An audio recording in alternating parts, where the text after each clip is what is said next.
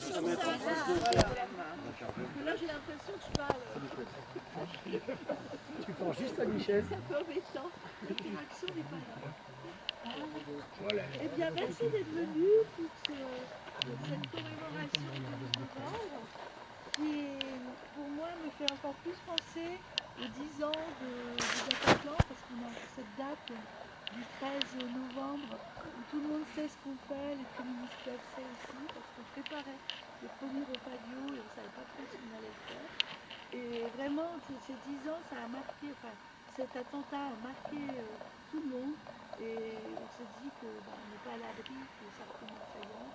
Je pense qu'il faut penser à autant que les soldats morts pour la France pendant la guerre de 14-18, là aussi c'est des gens qui sont morts pour la liberté aussi, et qui sont des victimes des attentats djihadistes. Voilà. Message de Catherine Vautrin, ministre des Armées et des Anciens Combattants, et de Madame Alice Ruffo, ministre déléguée auprès de la ministre des Armées et des Anciens Combattants. 11 novembre 2025. Le 11 novembre, la France écoute battre son cœur. Elle se recueille devant les noms de ceux qui ont donné leur vie pour que nous vivions libres. Elle se rassemble pour commémorer la victoire et célébrer la paix. C'était il y a 107 ans. Au fracas des armes succédait le silence des plaines dévastées de Champagne, des vallées de la Meuse, des forêts d'Argonne. Ce silence portait le poids immense de ceux qui étaient morts durant 4 années dans les grandes batailles, couchés dessus le sol ou ensevelis sous la boue. 1 400 000 soldats tombés au champ d'honneur, autant de familles meurtries. 4 millions de blessés et de mutilés. Et parmi ceux apparemment indemnes, combien de nuits hantées par des terreurs sans fin. Chaque année, devant les monuments de nos communes, les générations se rejoignent. Unis dans cette mémoire, nous rendons visible l'idéal qui nous tient debout, le sens que nous avons donné à notre histoire, le projet collectif que nous poursuivons par-delà les tragédies, construire un ordre tel que la liberté, la sécurité et la dignité de chacun y soient garanties, selon les mots du général de Gaulle en 1941. Ce projet porte le nom de la République. La République a donné à chaque soldat mort pour la France, aussi anonyme soit-il, d'être honoré à la place la plus élevée, celle qu'occupe la tombe du soldat inconnu sous l'arc de triomphe.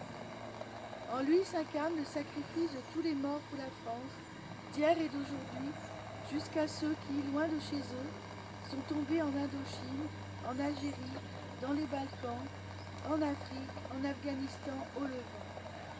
En lui se mêlent leurs visages venus de tous horizons, ceux des fusiliers marins bretons et des tireurs sénégalais, unis dans le même héroïsme à Dixmude, ceux tombés à Verdun et sur les plages de Provence, ceux des franciseurs et partisans et des résistants du réseau Alliance, ceux de ces combattants venus d'Afrique, du Pacifique, des Amériques et d'Asie, qui reposent désormais dans le sol de France, sous les croissants, les étoiles ou les croix des carrés militaires. Ceux des incorporés de force alsaciens et mosellans, pris dans le drame intime de leur conscience. Ceux qui croyaient au ciel et ceux qui n'y croyaient pas. Sur ce soldat de tous les âges et de toutes les origines, la flamme du souvenir ne s'est jamais éteinte. Il y a 100 ans, 1925, était organisé aux Invalides le premier atelier de confection du bleuet de France, devenu le symbole de la solidarité avec le monde combattant. Cette petite fleur qui poussait dans les tranchées témoigne de la force d'âme de la nation. Force d'âme ont rappelé les commémorations du 80e anniversaire des débarquements, de la libération et de la victoire, dans une époque, la nôtre, où nous réapprenons que la guerre est possible. Assistant depuis Londres au péril qui pesait sur la survie même de la France, la philosophe Simone Veil offrait en 1942 une définition du patriotisme que chacun peut faire sienne. le sentiment de tendresse poignante pour une chose belle, précieuse, fragile et périssable. Ce patriotisme demeure une nécessité vitale. Marcel Bloch, l'homme des Lumières dans l'armée des ombres, en incarna l'exemple. Son entrée au Panthéon, le 16 juin prochain, décidée par le président de la République, rappelle que l'esprit de défaite est toujours un poison mortel. La flamme qui l'animait fut une invincible espérance, l'espérance de ceux qui ont décidé d'être forts pour protéger ce qui est juste. Cette espérance que symbolisait déjà, dans le ciel de Reims, le 11 novembre 1918, les tours restées debout de la cathédrale Martyr. Le 8 juillet 1962, sous ces voûtes reconstruites, était scellée la réconciliation franco-allemande pour que l'Europe vive libre et en paix.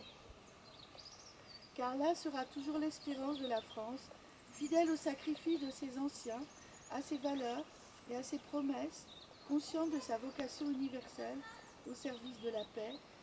Vive la République, vive la France. René va vous lire le message de l'UFAC. Un message de l'UFAC du 11 novembre 2025.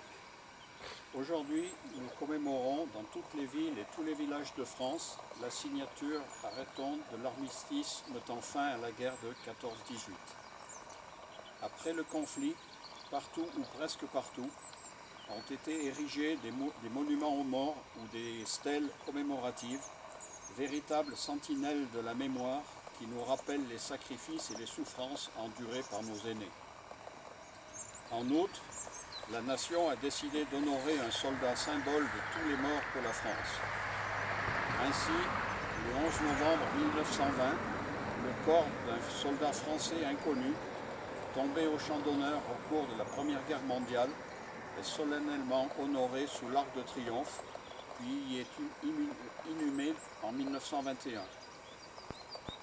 En 1923, afin de perpétuer ce souvenir et ce sacrifice, une flamme brille sur sa tombe. Celle-ci n'a jamais cessé d'être ravivée chaque soir, y compris sous l'occupation. Le 11 novembre 1940, des étudiants de France se sont même réunis pour honorer le soldat inconnu dans un des premiers actes de la résistance française à l'occupant. Malgré le traité de paix signé à Versailles, la Première Guerre mondiale, qualifiée de grande, alors que rien de ce qui est porteur de haine et de division ne peut être grand, ne fut pas la dernière, comme tous l'avaient espéré. C'est la raison pour laquelle l'Union française des associations de combattants et des victimes de guerre, l'UFAC, œuvre à l'interdiction du recours à la guerre pour le règlement des différends internationaux et défend ardemment les droits de chaque être humain à la paix. Pour ce faire, l'UFAC agit résolument et avec persévérance pour la paix, en particulier en direction des jeunes générations, nos successeurs en tant que passeurs de mémoire, invités à devenir des citoyens d'un monde tolérant, sans haine ni guerre.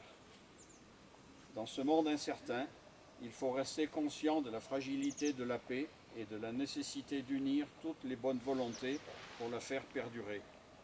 Vive la République, vive la France.